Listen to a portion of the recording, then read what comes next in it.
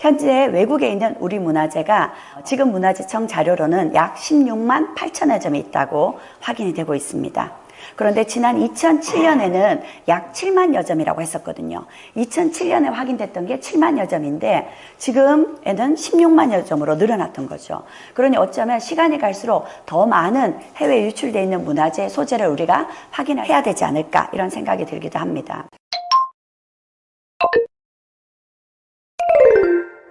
오늘 제 목소리가 좀 섹시합니다.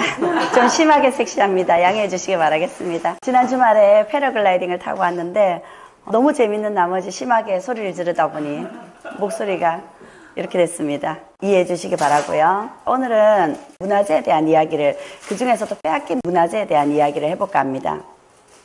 빼앗긴들에도 봄은 왔습니다. 그렇죠.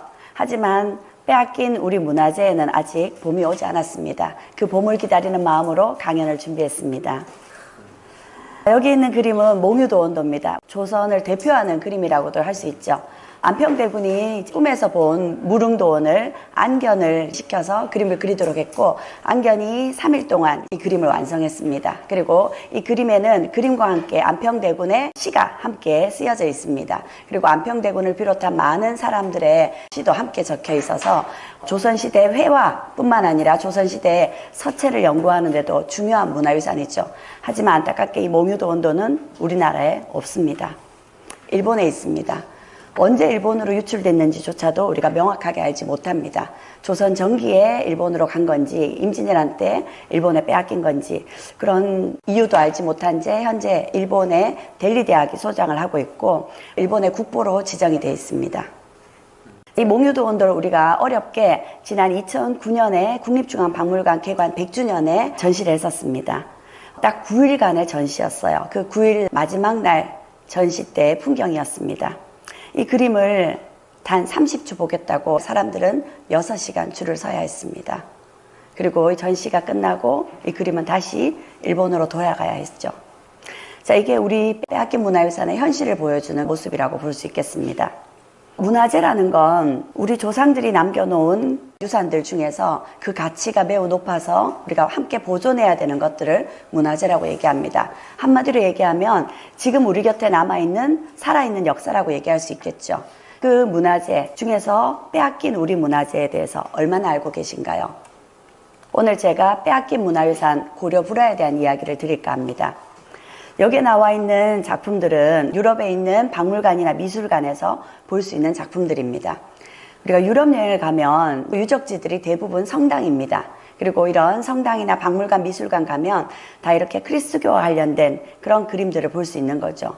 당시에는 신이 중심이 되는 사회였기 때문에 신을 그림으로 이렇게 표현한 작품들이 많고요. 그런 작품들은 신을 그렸기 때문에 정말 최고의 화가들이 최고의 안료를 써서 멋진 작품들을 만들어냈습니다.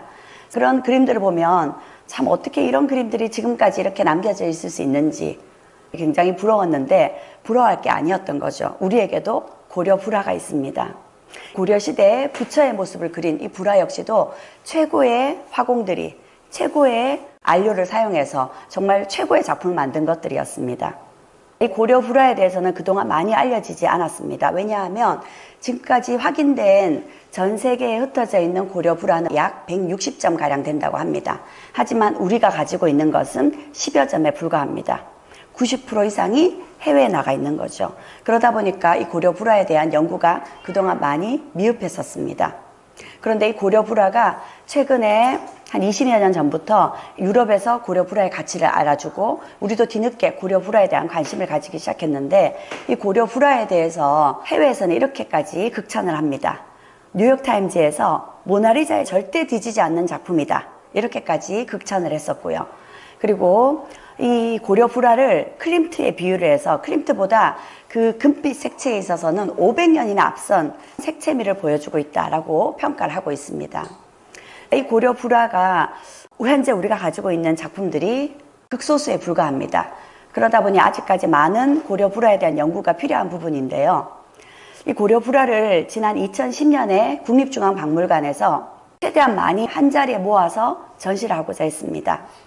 고려 후기에 주로 이런 작품들이 만들어졌습니다. 700년 만에 한자리에 모인 거였습니다.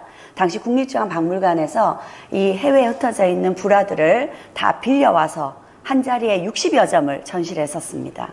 그때 전시됐던 작품들이죠. 일본에서 빌려온 작품, 독일에서 빌려온 작품, 그리고 미국에서 빌려온 작품들.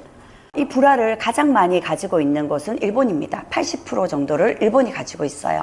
근데 이 60여 점의 작품 중에서 가장 많은 사람들의 발길을 붙잡았던 작품은 이 양유관음도라는 작품이었습니다. 불화 작품도 보면 이렇게 정형화된 틀이 있습니다. 그런데 여기에 있는 이 양유관음도는 부처님 뒤에 있는 광배라고 얘기를 하죠. 이거를 다르게 묘사를 했습니다. 이렇게 길게요. 그래서 어떻게 보면 촛불 같기도 하고 어떻게 보면 버드나무잎 같기도 한 부처님의 광배를 굉장히 독창적으로 표현을 해놨습니다. 그래서 고려 불화 중에서도 가장 뛰어난 작품으로 알려져 있는데요. 이 양유관음도 같은 경우에는 일본의 천초사라는 절이 소장하고 있었습니다. 이 작품을 빌려오기 위해서 당시 국립중앙박물관의 학예사들과 관장님까지 총 출동을 했었습니다. 그런데 천초사에서는 이 작품을 절대 빌려줄 수 없다 했었습니다. 이 작품은 일본 안에서도 잘 빌려주지 않는 작품이랍니다. 그래서 이 천초사 주지스님께 이 작품을 한번 볼 수만이라도 있게 해달라고 간곡히 요청해서 이 작품을 보게 됐는데 함께 갔었던 학예사들과 국립중앙박물관 관장님이 마치 약속이 난 듯이 저절로 이 작품을 보는 순간 그 앞에서 절을 하게 됐답니다. 정말 마음으로부터 깊이 우러나와서 자신들도 모르게 절을 하게 됐던 거죠. 그리고 그 모습이 이 주지스님 마음을 움직여서 극적으로 빌려오게 된 작품이었습니다. 그래서인지 이 작품은 많은 사람들의 발길을 붙잡았던 작품이었죠. 그렇게 2010년에 60여 정의 불화가 처음으로 우리 땅에 함께 전시가 되었습니다. 하지만 그 전시가 끝나고 다시 흩어져야 됐습니다. 이 불화가 얼마나 대단한 작품인지 우리가 그동안 불화를 많이 접해보지 않았기 때문에 고려 불화가 어떤 특징을 가지고 있는 작품인지 잘 모르는데요. 몇 가지만 제가 고려 불화가 얼마나 대단한 작품인지를 보여드리겠습니다. 여기에 있는 이 작품은 현재 리움미술관이 소장하고 있는 아미타 삼존도라는 작품입니다. 이 작품은 길이가 세로로 110cm입니다. 1m가 조금 넘는 길입니다. 이 작품에 아미타불이 입고 계신 옷의 무늬를 자세히 한번 봐주세요. 이 무늬를 확대하면 이런 모습이 됩니다. 그리고 이걸 좀 더 확대하면 이렇게 되는 거죠. 다 손으로 그린 그림입니다. 지금 기계나 컴퓨터로 그림을 그리라 해도 이렇게 똑같은 굵기로 세밀하게 그림을 그려낼 수가 없다고 합니다. 그런데 사람의 힘으로 이렇게 같은 굵기의 그림을 그려냈다는 거죠. 이거는 엄청난 인간의 능력을 뛰어넘는 얼마나 정성을 들였으면 이런 초월적인 힘을 발휘해서 이런 그림을 완성할 수 있을까 하는 생각이 듭니다. 또 한편으로 불화에서 가장 많은 모델이 되는 것이 이 수월간음도입니다. 이 수월간음도의 관세음보살님은 아주 화려하면서도 굉장히 시스루한 이렇게 속이 다 비치는 시스루 의상을 입고 계십니다. 그런데 이 시스루 의상을 어떻게 이렇게 표현해낼 수 있었을까요? 이렇게 표현이 됐습니다. 지금 이 불화 작품을 과학적으로 분석을 해보면 7겹 덧칠을 해서 그려진 그림이라고 알려져 있습니다. 그런데 그림 위에 색을 칠하고 덧칠을 했는데 덧칠을 하면 물감의 색깔이 원래의 색깔을 가지기보다는 더 탁해지고 짙어지게 되죠. 그런데 부처님이 입은 옷 위에 이렇게 투명한 빛깔이 느껴지게끔 색을 덧칠한 겁니다. 어떻게 이런 덧칠이 가능했을까라는 건데요. 이걸 우리가 좀 더 분석을 해봤더니 당시 고려 불화를 그릴 때에는 복제법이라는 방법이 쓰여졌다고 합니다. 이 복제법은 비단의 그림을 그리는데 비단의 위에서만 물감을 칠한 것이 아니라 이 비단의 뒷면에서 물감을 칠해서 그 색이 비단 앞면으로 배어나오게 만드는 뒤에서도 난료를 칠하고 앞에서도 칠하고 이런 기법을 사용해서 이런 멋진 시스루를 표현해냈다는 거죠. 이런 건 정말 동서양 어디에도 나타나지 않은 독창적인 그림을 그리는 기법이 아닌가 싶습니다. 그래서 이런 고려 불화만의 독창성을 또 한번 확인할 수 있습니다. 여기에 있는 이 아미타 삼존도는 순수하게 금가루로만 그림을 그렸습니다. 그래서 이런 그림을 우리가 금리로 그림을 그렸다라고 하는데 금선묘라고 합니다. 금가루로만 선을 그은 그림인 거죠. 이렇게 금가루로 그림을 그린 것은 고려 불화에서만 보이는 특징입니다. 똑같이 불화를 만들었던 중국이나 일본에서는 발견할 수 없는 모습이죠. 금가루까지 사용해서 그림을 그렸다는 것은 최고의 값비싼 재료를 사용해서 최고의 작품을 그렸다는 걸 확인할 수 있습니다. 이런 불화들은 고려를 대표하는 그림이라고 볼 수 있는데 안타깝게 우리한테 갖고 있는 그림들이 얼마 되지 않아서 지금도 연구가 더 필요한 부분입니다. 그리고 이 고려 불화는 지금까지 확인된 것이 약 160여 점, 지금도 계속 발견이 되고 있습니다. 2014년에는 일본에서 이 수월 간음도가 새롭게 발견이 됐는데 가장 보존 상태가 좋고 가장 색채가 뛰어난 걸로 확인이 됐습니다. 그리고 지난 2017년에는 이탈리아에서 발견되기도 했습니다. 많은 연구도 필요하겠지만 이런 고려 불화들이 해외에 얼마나 흩어져 있는지 그런 관심이 좀 필요한 시기인 것 같습니다. 지금까지 고려 불화를 대표적으로 빼앗긴 문화유산에 대한 이야기를 해드렸고요. 빼앗겼지만 돌아온 문화재도 있습니다. 우리에게 다시 되돌아온 문화재 한번 확인해 보도록 하겠습니다. 외교장각 의궤라고 병인양요 때 프랑스가 약탈해간 문화재였습니다. 이 외교장각 의궤를 박병선 박사님이 발견해 내셨습니다. 이분은 다른 말로 직지대모라고 불리기도 하십니다. 프랑스 유학생이셨는데 프랑스에 계시면서 프랑스 국립도서관 창고에 있는 수천만 권의 옛날 고서들을 뒤져서 그 속에서 1972년에 직지심체요절을 발견하신 분이십니다. 직지심체요절은 세계에서 가장 오래된 금속알차 인쇄본으로 알려져 있죠. 그래서 우리나라 인쇄술에 뛰어난 점을 세계에 알리기도 했었습니다. 그런데 사실 이분이 먼저 찾고자 하셨던 건 외교장각 의궤입니다. 당시 프랑스 유학을 가실 때 이분의 서울대학교 스승님께서 프랑스가 훔쳐간 외교장각 의궤가 분명히 프랑스에 있을 거다. 그걸 꼭 좀 한번 찾아봐 달라고 부탁을 하셨거든요. 그래서 이분이 외교장각 의궤도 1975년에 찾아내셨죠. 1975년에 외교장각 의궤를 찾았을 때는 창고에 방치되어 있었고 거기에는 파손서적으로 분류가 되어 있었습니다. 그래서 폐기시켜도 좋다고 분류되어 있었죠. 그런 걸 우리 정부에 알려서 빨리 환수해달라고 요청을 했습니다. 하지만 1970년대 후반 우리 정부에서는 적극적으로 나서주지 않았습니다. 오히려 문화재를 반환받겠다고 프랑스와의 외교적인 마찰이 생길까 염려해서 나서주지 않았던 거죠. 그랬던 정부가 뒤늦게 1991년에 정식으로 프랑스에게 외교장각 의궤를 돌려달라고 요청을 했습니다. 하지만 프랑스는 돌려주지 않았죠. 그리고 그때부터 끈질긴 반환 협상이 이어졌었습니다. 반환 협상의 중심에는 박병선 박사님이 계셨고요. 이후에 우리가 외교장각 의궤를 돌려받을 수 있는 기회가 한 차례 있었습니다. 1990년대 후반에 우리가 고속철을 개통하기 위해서 고속철 기차를 수입해야 됐었는데 프랑스 측에서 떼제베를 수입해 준다면 외교장각 의궤 297권을 돌려주겠다고 하면서 한 권을 우리에게 선물로 줬었습니다. 그래서 우리는 떼제베를 수입했는데 그 약속이 지켜지지 않았어요. 그러자 외교장각 의궤를 돌려받아야 되겠다는 국민 여론이 일어났고요. 국민 여론 통해서 우리가 기금을 모았습니다. 그 기금으로 프랑스 사람들의 여론도 움직여야 되겠다. 그래서 프랑스의 르몽드지라는 대표적인 일간지에 우리가 광고를 냈습니다.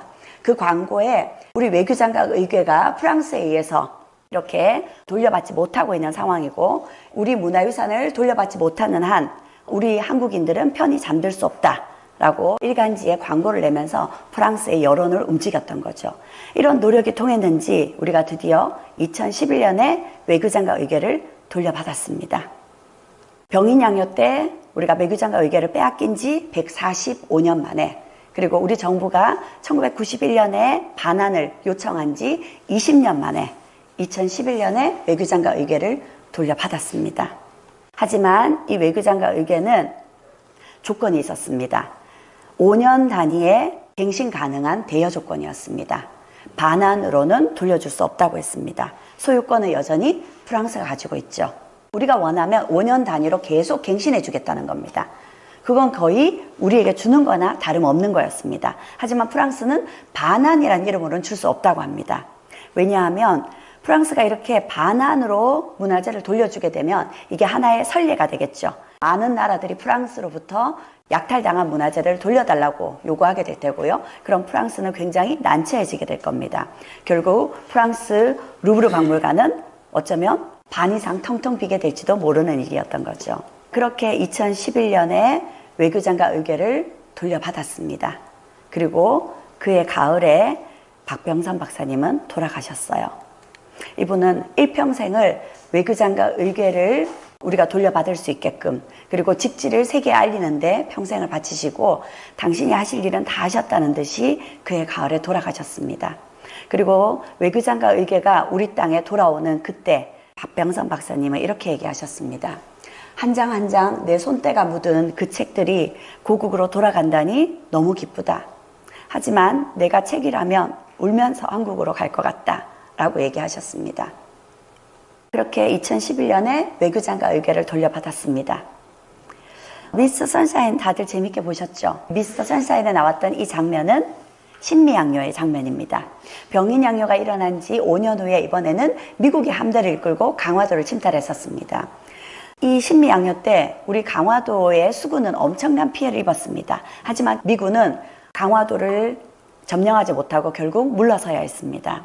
영국으로부터 독립한 이후에 미국은 한 번도 패전한 역사가 없었다고 했었습니다. 그런데 이때 강화도를 침탈했다가 미국은 성공을 거두지 못하고 돌아가야 됐었던 거죠. 하지만 스스로는 패전한 것이 아니다. 자신들이 승리하고 돌아왔다라는 걸 내세우기 위해서 그 당시 물러나면서 강화도를 맡고 있던 어제현 장군의 숫자 깃발을 훔쳐갔습니다. 전쟁에서 승리하고 오면 그들의 전리품을 뺏어가죠. 전리품으로 가장 먼저 뺏어가는 것 중에 하나가 깃발이잖아요. 그렇게 미군에게 빼앗겼던 어제현 장군의 숫자 깃발은 미국 해군 사관학교에 전시되어 있었습니다. 그러던 것을 우리가 2007년에 강화도로 가지고 왔습니다. 그래서 현재 강화도 박물관에 전시되어 있습니다. 그런데 미국이 이거 역시도 10년간 대여해 준 거였습니다. 2007년에 대여를 했으니까 벌써 10년이 지났죠. 원래 2017년에 돌려줘야 됐었는데 우리가 3년간 연장을 요구했습니다. 그래서 일단 미국이 2020년까지 연장을 해줘서 2020년까지는 강화도 박물관에서 볼 수 있습니다. 여기에 있는 이건 야스쿠니 신사에 방치되어 있던 북한 대첩비라는 비석입니다. 이 북한은 함경도 길주 지역을 얘기하는데 이 길주 지역에서 임진왜란 때 정문부라는 의병장이 일본을 상대로 대승을 거뒀던 걸 기념하기 위해서 세워놓은 비석이었습니다. 그런데 러일 전쟁 때 우리나라에 왔던 일본군 장수가 이걸 보고 임진왜란 때 우리 의병이 일본을 상대로 승리한 전적비니까 일본이 봤을 때는 치욕스러운 역사죠. 그래서 이걸 마음대로 떼서 일본으로 가져가 버렸습니다. 그리고 일본의 2차 세계대전의 전범들의 위패가 모셔져 있는 야스쿠니 신사의 한쪽에 이렇게 방치해 뒀습니다. 이렇게 방치된 북한 대첩비를 좀 더 자세히 보면 북한 대첩비 비석의 지붕은 없어지고요. 그 비석 위에 커다란 돌덩이를 올려놨습니다. 마치 이 북한 대첩비의 길을 누르려고 하는 것처럼 이렇게 북한 대첩비의 2배나 되는 그런 무거운 돌덩이를 이렇게 올려놓은 채 이 북한 대첩비는 야스쿠니 신사에 방치되어 있었습니다.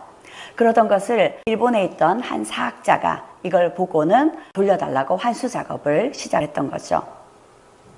그리고 이 비석 앞에는 일본이 이 비석의 내용은 모두 거짓이다 라는 안내판까지 붙여놨었습니다. 그러던 걸 우리가 돌려달라고 요청을 했죠. 그러자 야스쿠니 신사의 대답은 이러했습니다. 비석은 북한의 길주에 있던 것이니 남북이 통일되면 돌려주겠답니다. 참 궁색한 변명이죠. 그런 야스쿠니 신사의 답변에도 불구하고 지속적인 반환운동을 벌였습니다. 그러던 끝에 북한 대첩비가 100년 만에 돌아왔습니다. 한국인 사학자가 이 비석의 존재를 세상에 알린 지 70년 만에 1979년에 한국이 정식으로 반환을 요청했었고요. 그리고 일본 내에서도 96년에 일본의 한 승려가 반환을 촉구했었고 한일 불교계에서 함께 반환운동을 시작했습니다. 그러던 끝에 2004년에 북한 대첩비의 범민족 반환운동을 시작하자 2005년 그러니까 1905년 러일 전쟁 당시에 빼앗겼던 북한 대첩비가 정말 거짓말처럼 100년 만에 우리에게 돌아왔습니다. 이렇게 돌려받은 북한 대첩비를 우리가 다시 보수를 해서 국립중앙박물관 2005년 용산에 개관할 때 3개월간 전시를 하고 원래 위치인 함경도 길주에 북한으로 돌려보냈습니다. 그래서 원래 제자리를 찾게 되었죠. 이렇게 빼앗긴 문화재를 돌려받는 일은 정말 쉽지 않은 일입니다. 하지만 의외로 쉽게 돌려받은 사례들도 있었습니다. 80년 만에 2005년에 진경산수와 겸재정선의 화첩이 돌아왔습니다. 여기에 있는 이 진경산수와 화첩은 독일의 한 수도원에서 갖고 있던 거였습니다. 독일 수도원에서 이 귀중한 문화재가 이곳 수도원에서 잠자고 있는 것보다는 원래 주인에게 돌려주는 것이 낫겠다고 판단하고 우리에게 돌려준 거였죠. 그래서 카톨릭을 통해서 이렇게 우리나라 성당에서 돌려받았고요. 이걸 잘 보존하기로 하는 약속과 함께 돌려받았습니다. 의외로 쉽게 빼앗긴 문화유산을 돌려받은 아주 좋은 선례였던 거죠. 그리고 60여 년 만에 문정왕후의 어보와 현종의 어보가 돌아왔습니다. 미국으로부터 돌려받았어요. 문정왕후의 어보를 반환받는 것은 당시 한국 시민단체의 승리라고까지 월스트리트 저널에서 극찬을 했었습니다. 원래 이 문정왕후의 어보는 2009년에 미국 국무부의 비밀 문서가 발견되면서 알려졌습니다. 아델리아 홀 레코드라는 문서였는데 이 문서 속에 한국전쟁 당시에 미군이 종묘에서 조선 왕실의 어보를 47점이나 훔쳐갔다 라는 일이 있었고, 그걸 우리가 알고는 미국에게 돌려달라고 요청을 한 일이 있었습니다. 그게 신문 기사로 났던 거죠. 그런 문서가 발견됐습니다. 그리고 당시 미국에 반환 요청을 했던 주미 한국 대사가 당시 볼트미어 선이라는 일간지와 인터뷰를 했었습니다. 그 인터뷰 안에 우리가 약탈당한 어보가 몇 점이고 그 어보가 종류가 뭐고 어떻게 생긴 것인지 아주 상세한 내용이 그 인터뷰에 실려 있었던 거죠. 그걸 통해서 문정왕후 어보가 맞다는 게 확인이 되었고, 마침 그 문정왕후의 어보가 미국의 라크마 박물관이 소장하고 있다는 게 확인이 된 거죠. 그래서 그 박물관 측에 반환을 요청했습니다. 그러자 박물관에서는 이게 정말 약탈된 문화재가 맞다면 반환시켜 주겠다라고 답신이 왔습니다. 그러자 뉴욕에 있던 한인사회, 그리고 국내에 있던 시민단체, 그리고 KBS가 함께 문정왕후의 어보가 맞다는 적극적인 반환 운동을 벌였고요. 그러던 끝에 라크마 박물관으로부터 반환 결정을 받았습니다. 그리고 마침 라크마 박물관이 가지고 있던 문정왕후의 어보와 함께 라크마 박물관의 이 어보를 판 사람의 소재가 확인이 됐어요. 그 사람이 현종의 어보도 가지고 있다는 게 확인됐습니다. 그래서 함께 약탈된 문화재다 해서 2017년에 돌려받을 수 있었던 거죠. 이렇게 문화재를 돌려받는 일이 쉽지는 않지만요, 우리 힘으로 돌려받을 수 있었던 사례들이 있었던 거죠. 이 빼앗긴 문화재에도 봄은 올 수 있지 않을까 싶습니다. 문화재 반환 국제규범에 따르면 1970년에 문화재의 불법적인 반출입 및 소유권 양도 금지와 예방수단에 대한 협약이 체결이 되었습니다. 그리고 지난 95년에는 도난이나 불법 반출된 문화재의 국제적 반환에 대한 국제사법통일연구소의 협약도 체결이 되었습니다.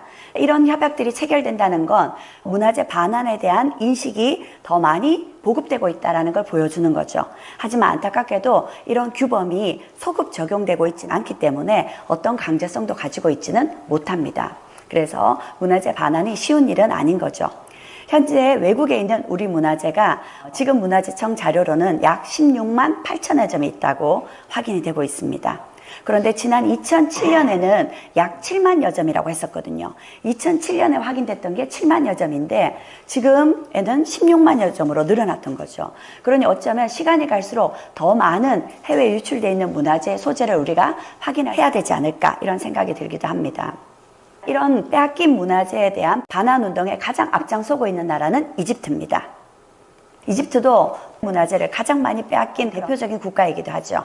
그런 이집트가 문화재 반환 운동의 선두에 설 수 있었던 까닭은 여기에 있는 마리에트라는 사람 덕분인 것 같습니다. 이 마리에트는 사실은 프랑스 루브르 박물관이 이집트의 문화재를 약탈하기 위해서 파견한 사람 중에 한 사람이었습니다. 이랬던 사람이 어느 순간 나는 지금 당장 이집트로 돌아가지 않는다면 미쳐버리거나 죽을 것 같다 라는 생각이 들었고, 그 즉시 가족들을 이끌고 이집트로 들어갑니다. 그리고 이집트로 들어갔던 마리에트는 이집트에 박물관을 세웠습니다. 이집트 총독에게 건의해서 박물관을 세우고, 이 박물관에서 이집트 사람들에게 이집트 문화유산을 더 이상 빼앗겨서는 안 된다라는 문화 강좌를 연 거죠. 그렇게 문화재를 빼앗기지 않아야 된다라는 의식을 사람들에게 심어줬던 겁니다. 그리고 한 번은 프랑스의 나폴레옹 3세가 마리에트에게 이런 얘기를 합니다. 이집트에 내가 꼭 갖고 싶은 문화재가 하나 있다. 그걸 나에게 준다면 내가 너에게 큰 상을 내리겠다. 이렇게 얘기했어요. 그러자 마리에트가 이렇게 얘기합니다. 이미 루브르 박물관에도 그런 것들이 몇만 점은 있는데 왜 멀쩡히 있는 것을 욕심내십니까? 위대한 프랑스 제국의 황제 빼앗겨서 좀도둑 같은 짓을 저지르셔야 되겠습니까? 이렇게 얘기했답니다. 그러자 자존심 상했던 나폴레옹 3세는 이후 마리에트에게 프랑스 입국 금지령을 내리기도 했습니다. 하지만 마리에트는 이후에도 이집트 문화유산을 지키는 일에 앞장을 섰죠. 그러자 이 마리에트의 조수이자 이집트 카이로 박물관의 관장이 되기도 했던 조수가 이렇게 물었습니다. 대체 프랑스인인 선생님께서 왜 이리 이집트 문화유산을 아끼는 겁니까? 이렇게 물었더니 마리에트가 이렇게 대답했습니다. 이 위대한 문화재들이 세워질 때 우리 프랑스인의 조상인 갈리아인들은 그야말로 야만인처럼 숲에서 짐승을 잡아먹으며 작은 마을 단위로 살아가고 있었을 뿐이다. 그런데 그때 야만인이던 프랑스인들이 어느새 으스대면서 이 문화재들을 부숴가면서 제 나라로 훔쳐가는 주제에 이집트인들을 야만인이라고 비웃는다.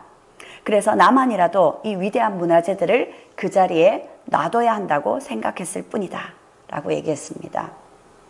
이런 마리에트가 있었기 때문에 이후에 더 많은 문화재 유출을 이집트가 막을 수 있었고 이후에도 문화재 반환 운동에 이집트 사람들이 앞장설 수 있었던 것이 아닌가 싶습니다. 이렇게 문화재를 되찾는 일에는 많은 사람들의 의식이 그리고 노력이 필요한 문제입니다. 하지만 그와 함께 이런 문화재를 빼앗아간 사람들의 의식도 바뀌어야 되지 않을까 싶습니다.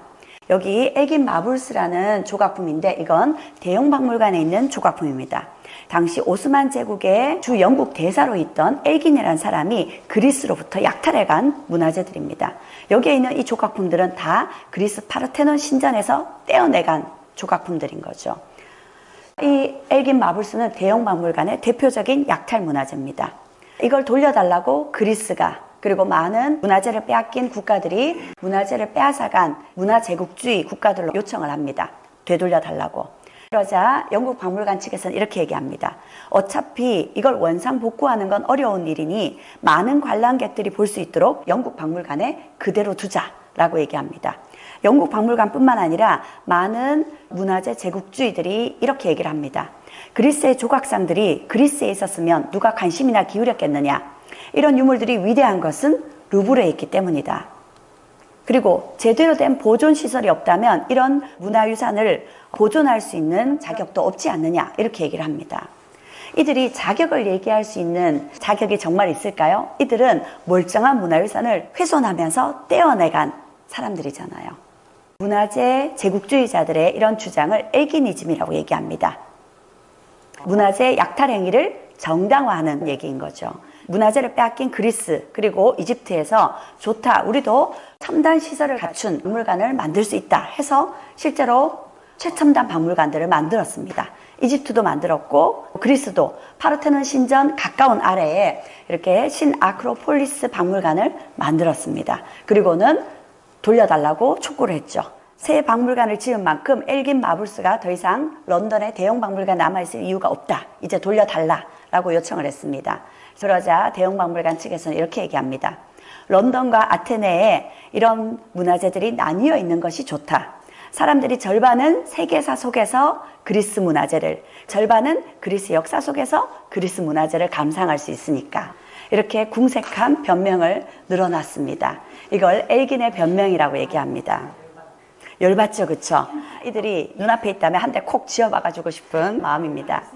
우리 문화재가 반환될 그 봄을 기다리기 위해서는 우리 스스로도 얼마나 많은 문화재들이 해외에 나가 있는지 그 실태를 조사하고 적극적으로 반환받을 수 있는 노력을 기울여야 될 것입니다. 하지만 우리만의 노력으로 되는 일은 아닐 겁니다. 이런 문화재 제국주의 국가들 역시도 스스로 자신들의 과오를 뉘우치고 좀 늦었지만 지금이라도 원래 제자리로 돌려놓기 위한 마리에트가 보여줬던 양심을 그들이 보여줘야 되지 않을까 하는 생각입니다. 식민지 시기에 아프리카 국가에서 동의 없이 가져갔던 모든 미술품들을 해당 국가가 요구를 하면 영원히 영구 반환해야 된다. 프랑스에서 이런 이야기가 바로 지난해 말에 나왔습니다. 프랑스 문화재 관리법 개정 권고에 따라서 프랑스가 약탈해간 미술품들을 해당 국가에 돌려주겠다라는 발표가 있었고요. 그러고 나서 이틀 후에 이 멋진 마크롱 대통령이 이렇게 얘기했습니다. 1892년 아프리카 베냉에서 프랑스가 가져온 미술품 26점을 지체 없이 반환하겠다 이렇게 발표했습니다. 그러자 어떤 나라들이 긴장했을까요? 주변에 있는 영국, 독일 이런 함께 약탈을 했었던 나라들이 지금 바짝 긴장하고 있는 상황입니다. 이런 모습들을 보면 우리 문화재 반환의 봄이 멀지만은 않은 것 같습니다. 지금까지 제가 3가지로 나누어서 약탈 문화재에 대한 이야기를 해봤는데요. 기억나시는가요? 첫 번째는 빼앗긴 우리 문화재 얼마나 알고 계십니까? 그리고 두 번째는요, 돌아온 문화재 알고 계셨습니까? 세 번째는요, 빼앗긴 우리 문화재에도 봄은 올 것인가?